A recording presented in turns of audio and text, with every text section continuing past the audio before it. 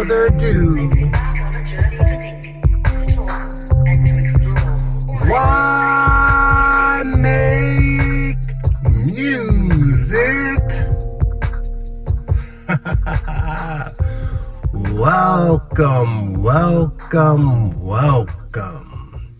to Why Make Music episode 27. It feels like heaven. If you watch Stranger Things, do you have powers like 11? How is your mental capabilities? Do you live outside your mind? Or do you live deep inside your mind where your dreams come true and you run wild? I am your host, ThinkTimm. That's ThinkTimm.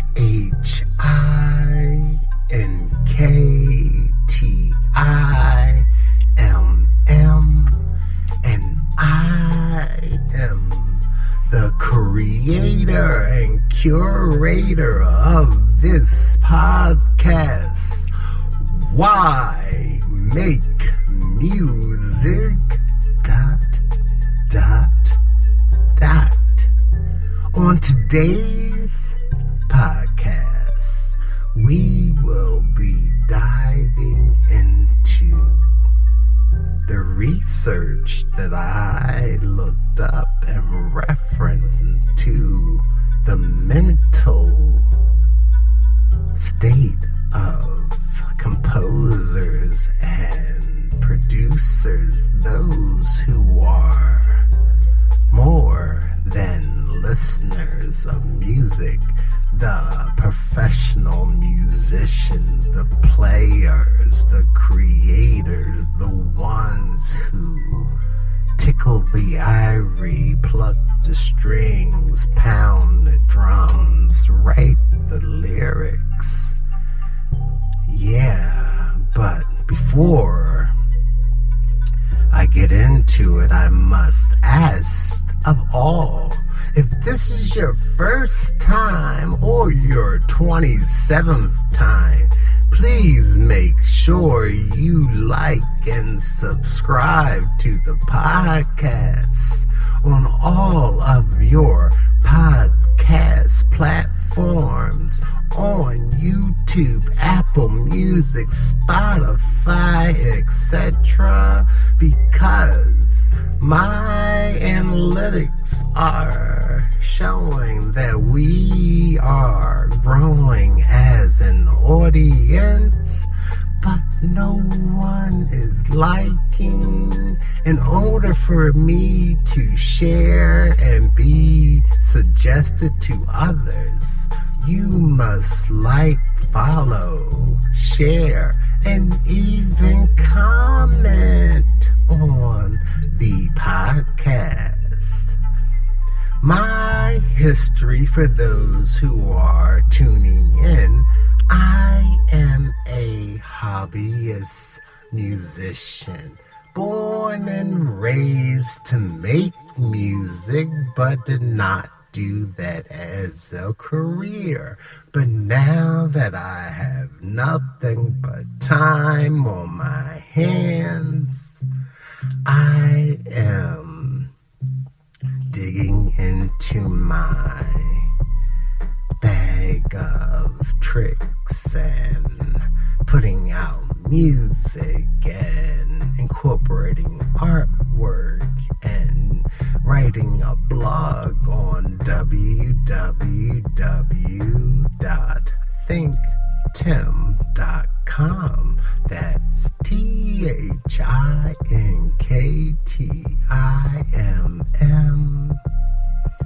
You can even download, stream, or purchase all of my music.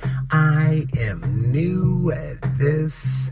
I currently have 6 projects that are available for streaming on all major streaming platforms such as Apple, Spotify, Amazon, YouTube Music. Title, if it still exists, I am uncertain, but on all major platforms you can type in ThinkTimm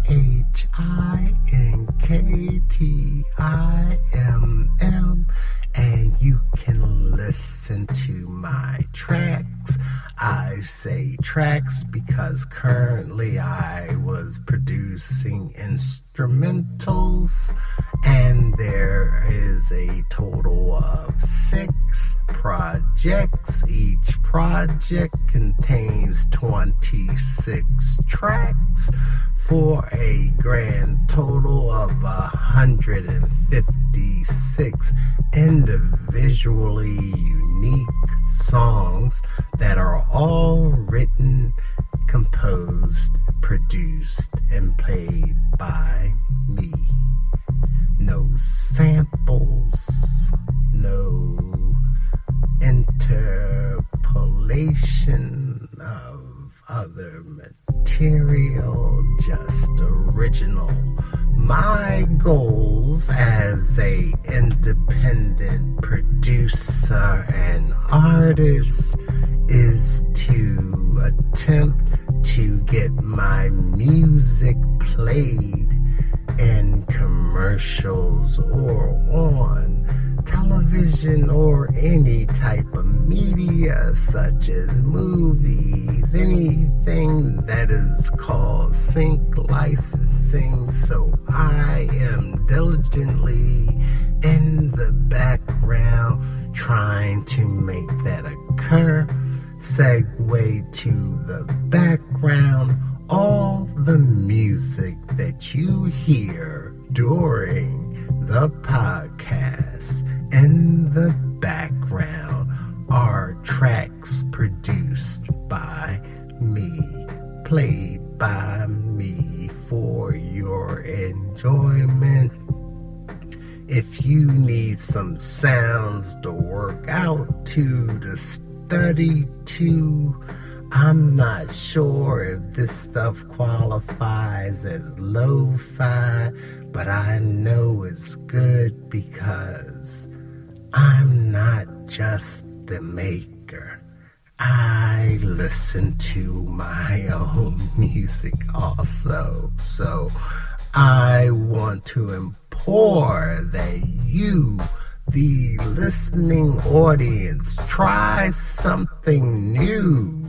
Try ThinkTimm, ThinkTimm, and make sure you tune in every week for a new episode of Why Make Music ...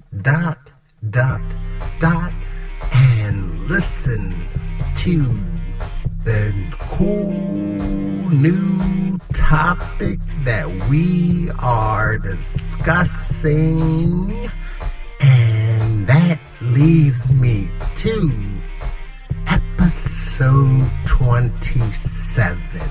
Once again, please like, subscribe, follow, share with a friend. Tell someone that, yo,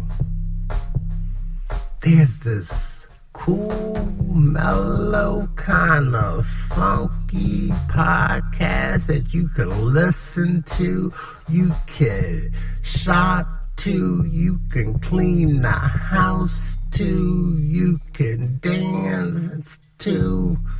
Has anyone ever said, I'm dancing to a podcast? I don't know, but you can. But anyway, episode 27, what we are getting into, we are going to discuss a topic that I personally wanted to look up and get into. Recently,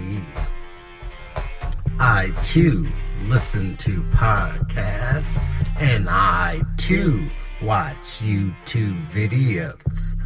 But I came across something that I thought was rather fascinating, and I wanted to share.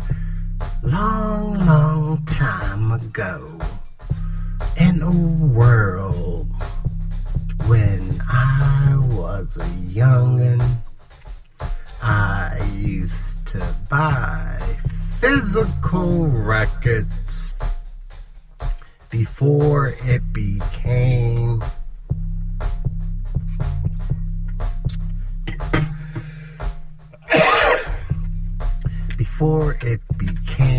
a niche thing that people are doing now. In the 80s, we bought records because that's how we listen to music. Inside these records were liner notes. I used to, as I'm sure most people who are collectors interested in music or literate, just read what was inside the albums. Being a fan of Prince, I read all of the names in the albums, and at the time, this was 84, around Purple Rain, and if I'm not mistaken, that's the first album that I saw the name Susan Rogers. And I thought that was cool only because she was listed as the sound engineer. Being though it was the 80s and I was young, I wasn't a novice as far as terminology of what music production was, even though at that time it was way above my pay grade, because I was just plucking the bass and making songs on a cassette player, bouncing tracks back and forth. I was nowhere near trying to go to a studio, but I knew what the folks did, so I gave props to Miss Susan Rogers for working with one of the best.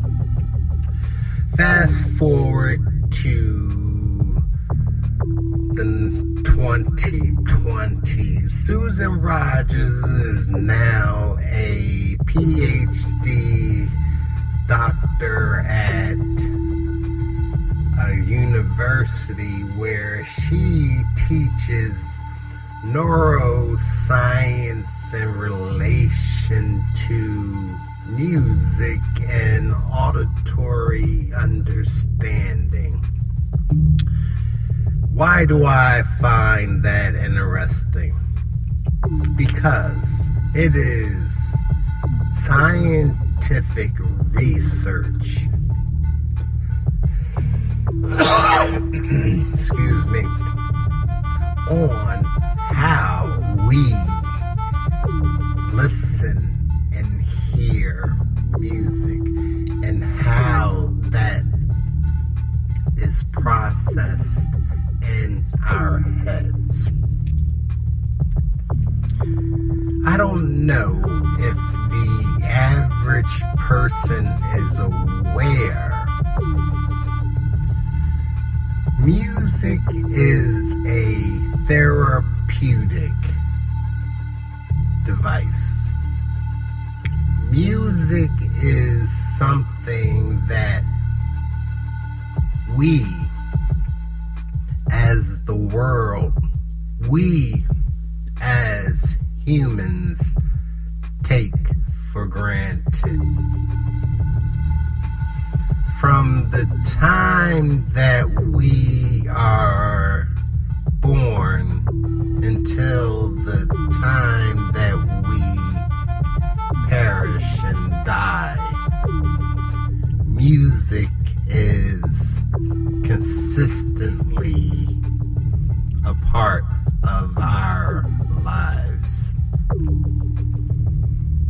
I say that because my question was that I had to do a little bit of research on was, how does the brain structure of one who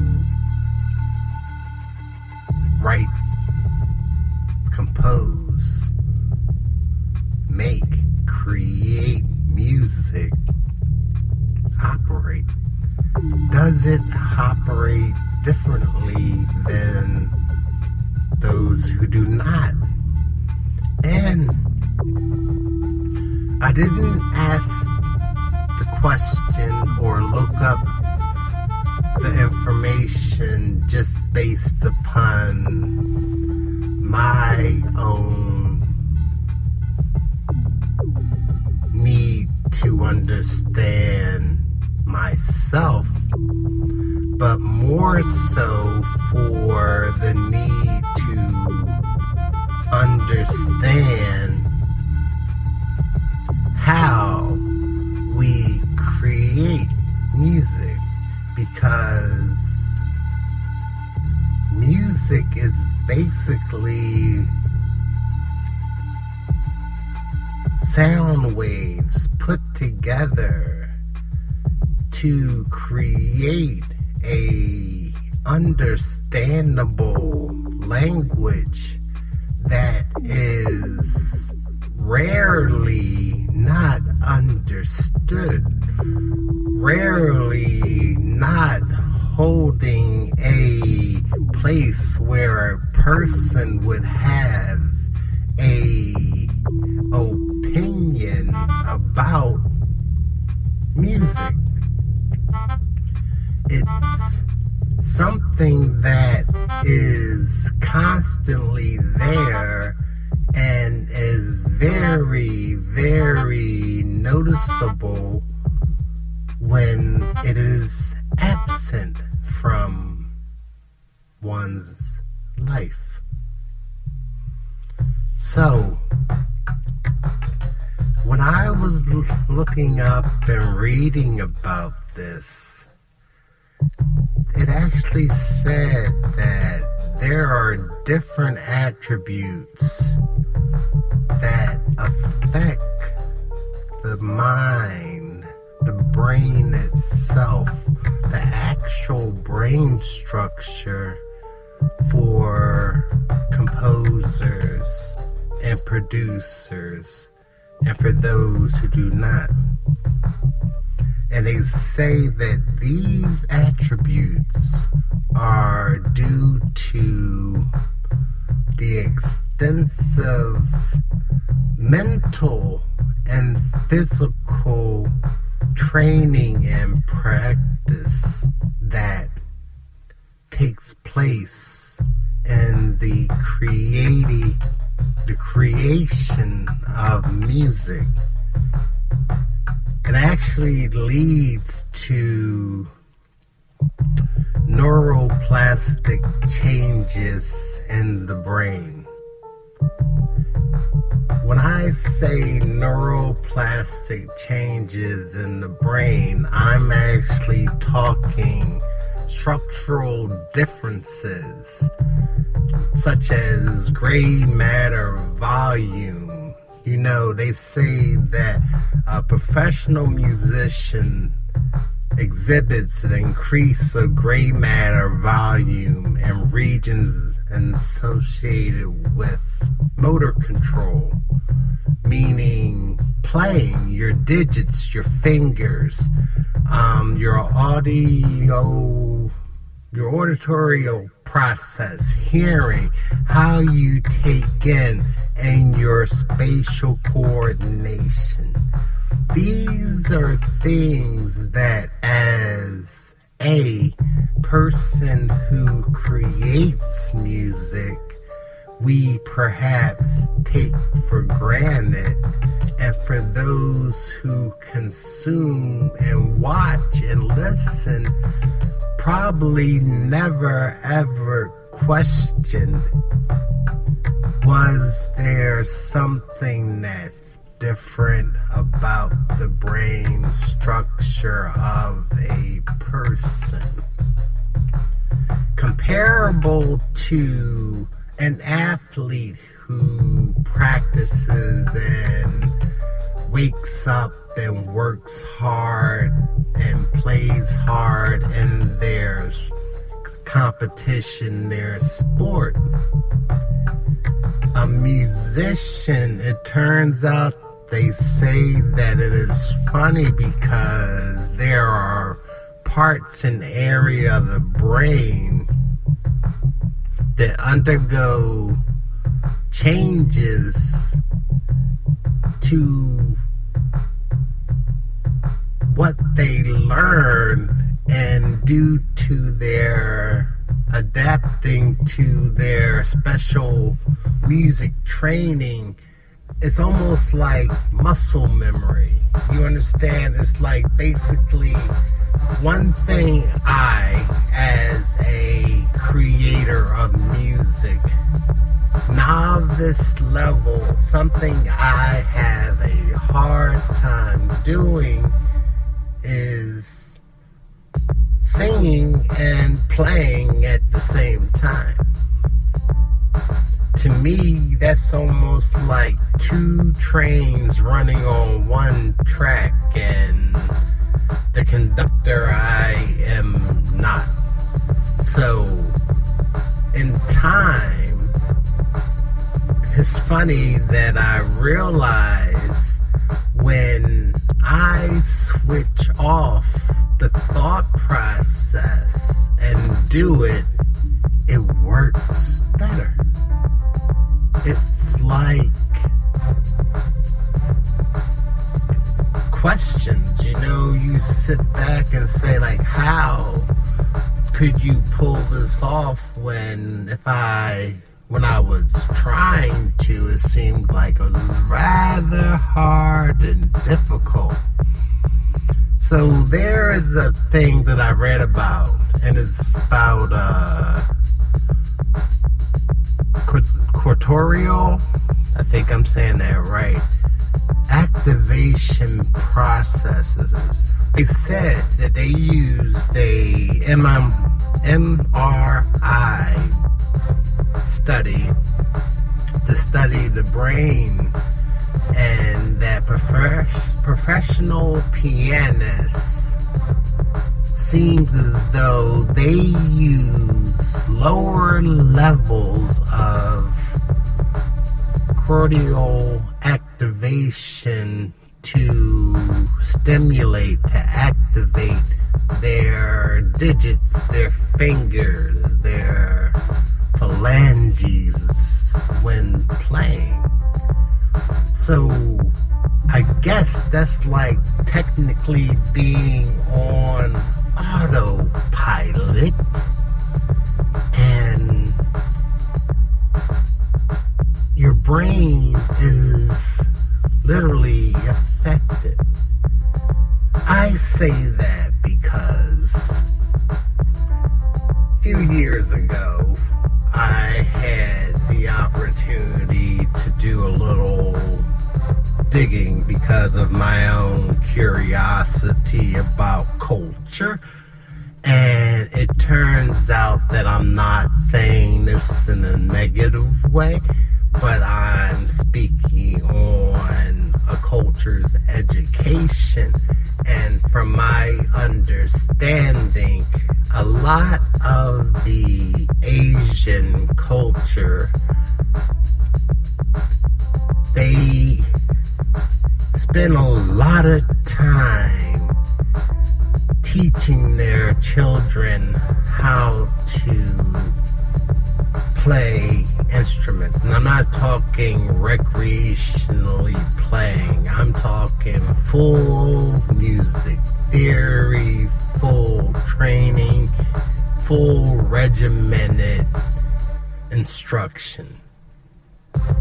Now, does that necessarily make them better when it comes to being a musician? Because I'm not going to lie to you, I've always lived by the statement that I don't know who said it. Maybe I made it up, but just because you can read a book doesn't mean you can write a book. So to me, just because you can read and write music doesn't mean that you can necessarily create something that will be stand-outish, somehow different in the grand architect of sound. That leads me to something that I touched on early in another podcast.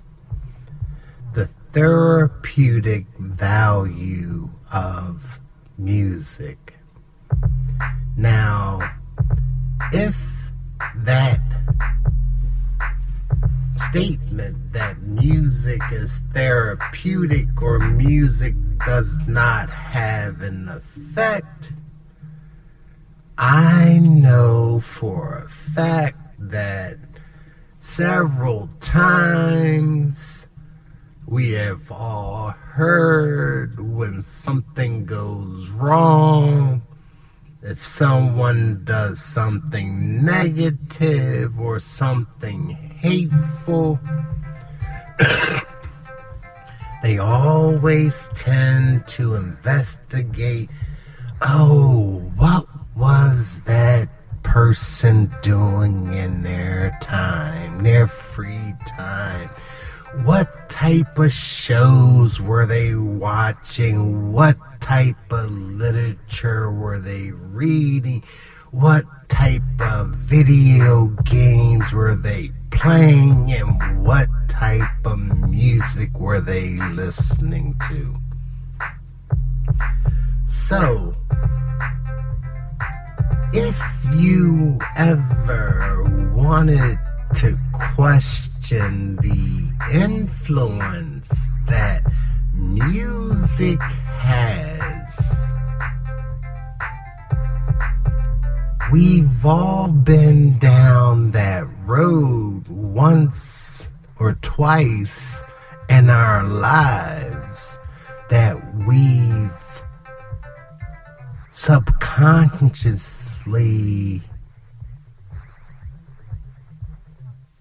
gave props or blame to music for something, an aspect of our being, our understanding, our memory. Just a reminder right now, but you are listening to Why Make Music ... hosted by ThinkTimm, ThinkTimm,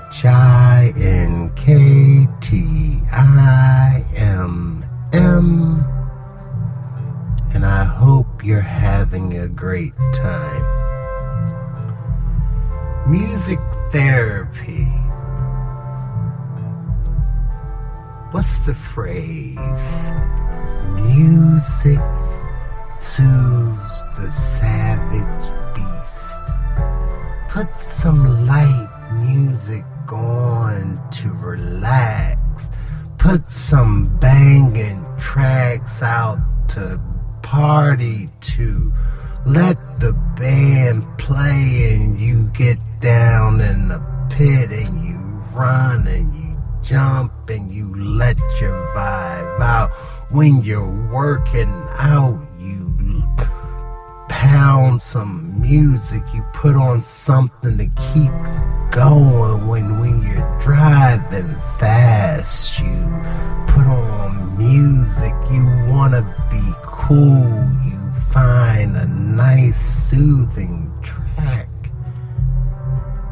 All of these things have affected your mental, your understanding, your growth, your comprehension of life based upon music.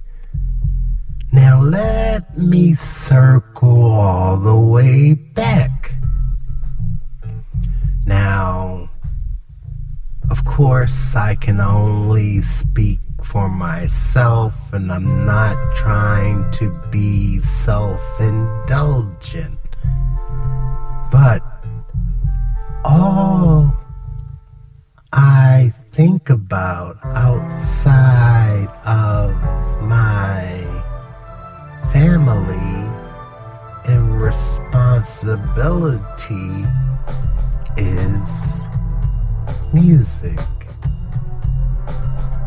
I've had the fortune or misfortune to basically have me removed from everyday life. I'm not imprisoned or anything, but I don't necessarily socialize like the average person. So I have a lot of time to formulate my thoughts and formulate my opinions and to fully self-recognize my personality.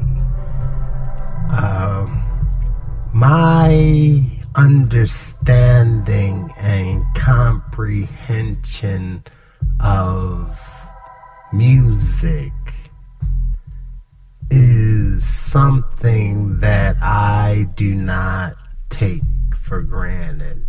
It is something that I really want to share, and it's very odd because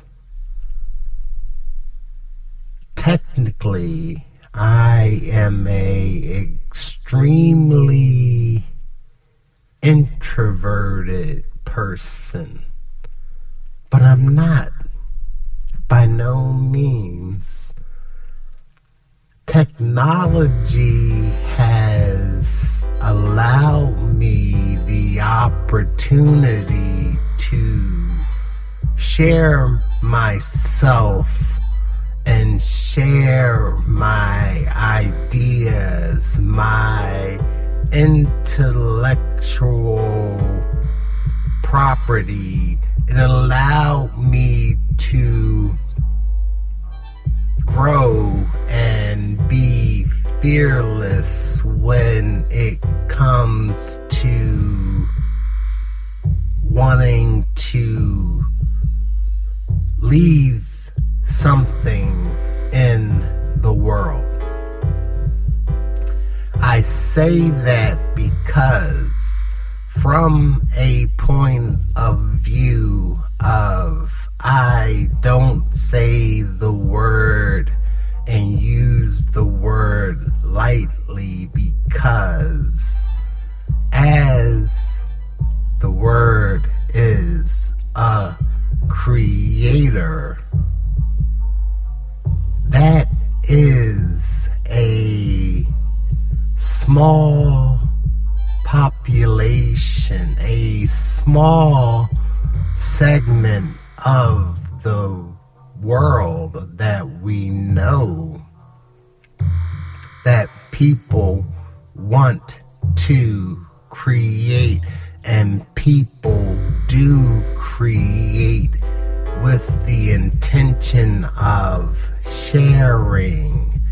The only reason I attempt to put some type of financial gain on it is because I see people with lesser ideas doing so, and as we are humans and on this planet, it tends to allow you to have a better existence with more currency, and I want the better things, not necessarily for me, but more so for my children, my wife.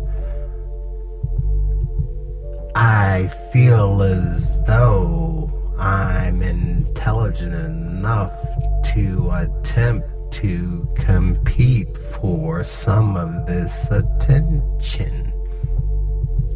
So, with that said, it's to you I share my ideas, my creation, my music, my sounds. I put these out to you to listen, to critique, to share, to drive, walk, talk, to work out, to live with, to think about, to converse, to judge, to do whatever you want to do with the music, dissect it, ingest it, do what you need to do so you too could perhaps spark a creative seed within yourself to make you unlock your own creativity. We are all influenced by something, by someone, by some sound, by some smell, some word you read somewhere has made you who you are. Your parents, your grandparents, the reputation that you have to live up to, the reputation that you want to create for others to live up to. These are all part of what makes us tick, what makes us alive. I have had the opportunity that I think a lot of people have not.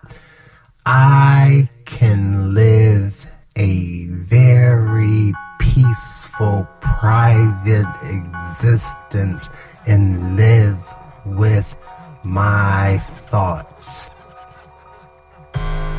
It is a wonderful feeling to not have to bend or break or change yourself and be appreciated for what you are. How do I encourage everyone to do the same? Even as I say this, and then I have the dichotomy within me to say the blessed words of social media: like, follow, share, subscribe. Be you. If you do, you do. If you don't, you don't. Regardless, I have created humans. I have found love. I have fulfilled my duties as a human.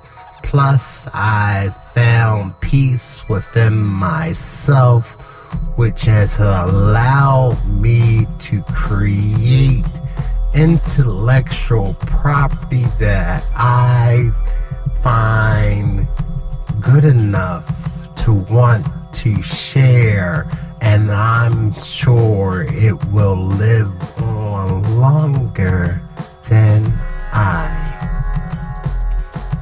What words of encouragement, what words of meaning can I say to a listener, a friend, a family member, to tell you to exercise your mind, use your power that you have inside of yourself to move yourself forward so you can be the best version of yourself.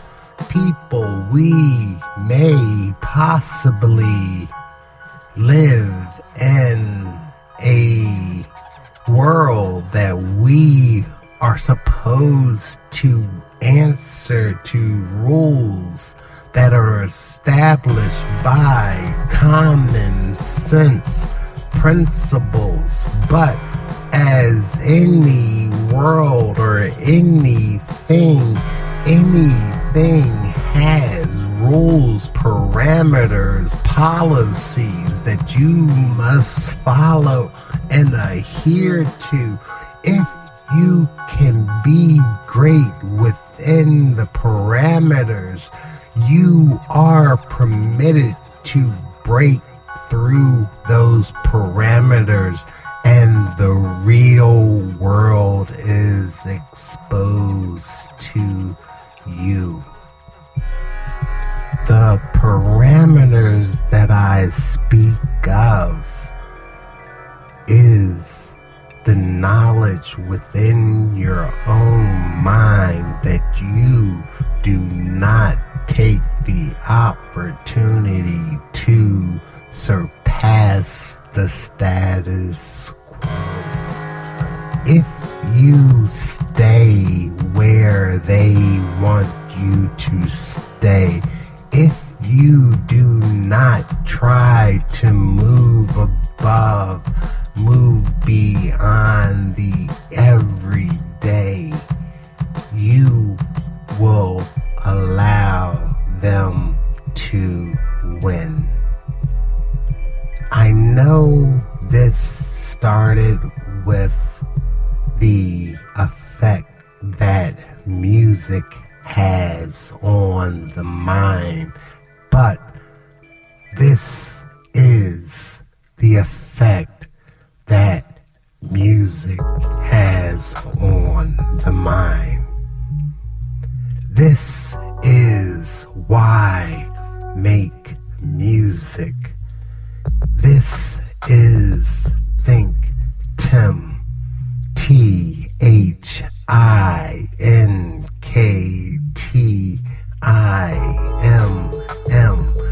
This is why I make music.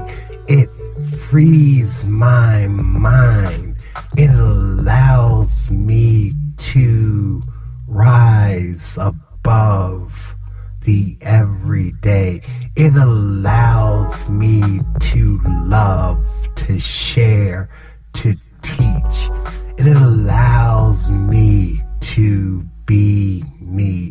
It gives me the freedom to breathe, the freedom to grow, the freedom to understand and explain. We say all the time that there are so many unknowns in the world. There are so many things that we cannot do. That is all a lie. All of the answers are there. We come pre-programmed with the answers. We have to unlock our minds to feel, to sense, to understand our potential. I'm not saying everyone has to be great. I just need you to understand that everyone is great. What are you going to do with your greatness? What are you going to do with your time while you're here? The choice is up to you. The choice is truly only yours. If you would have told me 6 months ago, 7 months ago, that, you are going to take your idea and you are going to run via technology and put your ideas out for the world to have, to listen, to be a part of someone's listening routine, to have an audience of people listening to you dispense advice that you find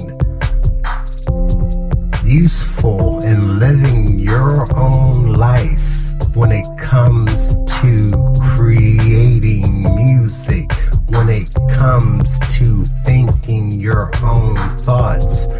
I would have not believed that I would have enough to say. I would not believe that I would want to sit and share. Go back to episode 1. I was very apologetic about the presentation. I was nervous about the offering that I was putting out there.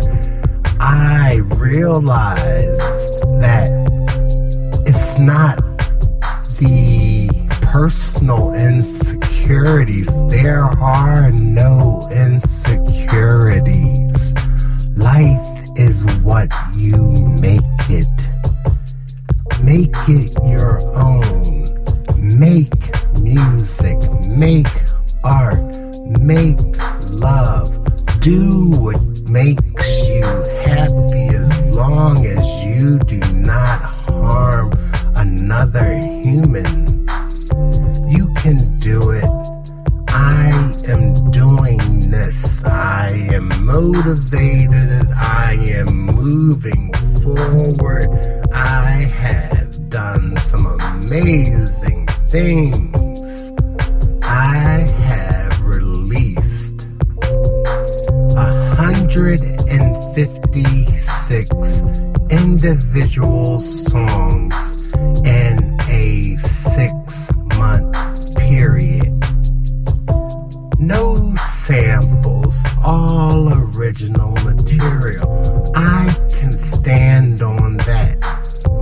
next project, my next trip might take me around the world. My next trick might make me the greatest illusionist ever. Don't